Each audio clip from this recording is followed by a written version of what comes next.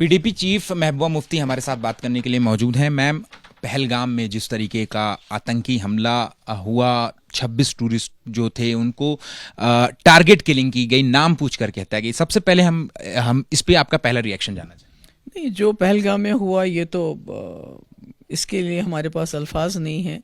हमारे टूरिस्ट भाई पूरे मुल्क से आते हैं और अपनी बचत करके यहाँ आते हैं, बच्चों को लाते हैं, फैमिलीज़ को लाते हैं, उनके हाथ में कोई हथियार नहीं होता है। तो ये इस किस्म का बुज़दिलाना, कावर्डली अटैक, इसकी जितनी मजम्मत हो, हमारे पास अल्फाज नहीं इसकी मजम्मत करने के लिए।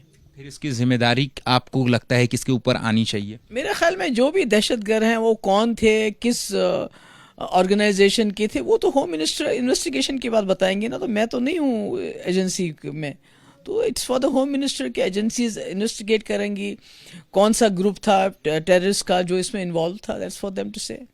अटैक जो हुआ है वो पहलगाम में हुआ है, एक तरीके से वो आपका इलाका, आप वहाँ से चुनती आई हैं बगल की सीट से।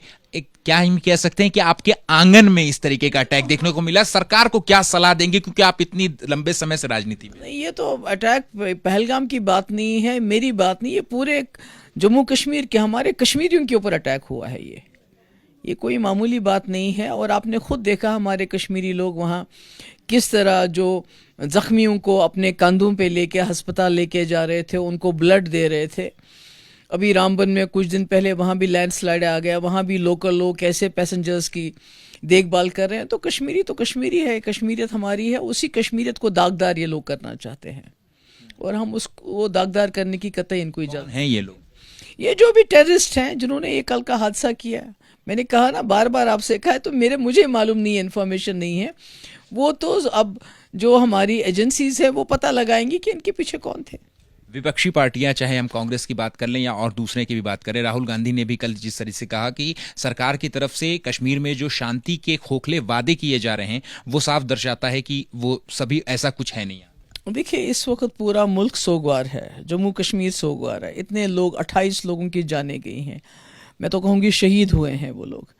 तो ऐसे में मैं कोई पॉलिटिकल बात नहीं करना चाहती। जब वक्त आएगा, जब इसका हम पूरा असेसमेंट करेंगे क्या हुआ, उसके बाद बात करेंगे। आज इतना है कि हम पूरे मुल्क के लोगों से ये कहना चाहते हैं कि हम शर्मिंदा हैं आपसे, आप हमारे मेहमान बन के आए और आपके साथ ऐसा सानिया हुआ, ये नहीं होना चाहिए था, और हम आपके दुख में बराबर के शरीक हैं। इसका कहीं ना कहीं असर यहाँ की जो टूरिस्ट इकोनॉमी है, जो लोकल लोग हैं, क्योंकि बहुत सारे सैलानी, अभी मैं एयरपोर्ट पे था, वहाँ पर भी बहुत भीड़ लगी हुई है, लोग जो है वो जा रहे हैं, लोग डरे हुए हैं। नेचुरली टूरिस्ट आया था वहाँ से बच्चे लेके एंजॉय करने के लिए, तो यहाँ उसके साथ ये हादसा हुआ तो वो तो घबरा के वापस चला जाएगा। और नेचुरली हमारी जम्मू कश्मीर की हॉर्टिकल्चर और टूरिज़्म इंडस्ट्री मेन बैकबोन है, तो उस पर असर तो पड़ेगा, पर उससे ज़्यादा मुझे लगता है इंसानियत पे असर है। ये इंसानियत पे दबा है। इस्तीफे वगैरह की भी मांग कर रहे हैं लोग, कई सारी पार्टियां हैं जो गृह मंत्री अमित शाह के इस्तीफे की भी बात कर रही हैं और इंटेलिजेंस फेलियर बता रही हैं। नहीं, देखिए, मैंने पहले भी कहा कि ये मैं आज कोई पॉलिटिक्स की बात नहीं करना चाहती हूँ। आज सारा मुल्क सोगवार है, हम उनके इस सोग में उनके साथ शरीक हो रहे हैं। इसके अलावा मुझे और कुछ नहीं कहना है। एक आखिरी सवाल मैं ये भी पूछूंगा कि पाकिस्तान की तरफ से जो इस पूरे मामले पे स्टेटमेंट जारी हुआ, उसमें उन्होंने भर्त्सना तो की, लेकिन साथ में कहा कि अनंतनाग को उन्होंने अवैध कब्जे वाले भारत की जगह बता दी। तो इसके बावजूद जिस तरीके की घटना हुई और इस तरीके का बयान सामने आना, इसको कैसे देख रहे हैं? मैंने वो स्टेटमेंट सुना नहीं, जब मैं सुनूंगी तो उसके बाद उसके ऊपर मैं अपना रिएक्शन दूंगी।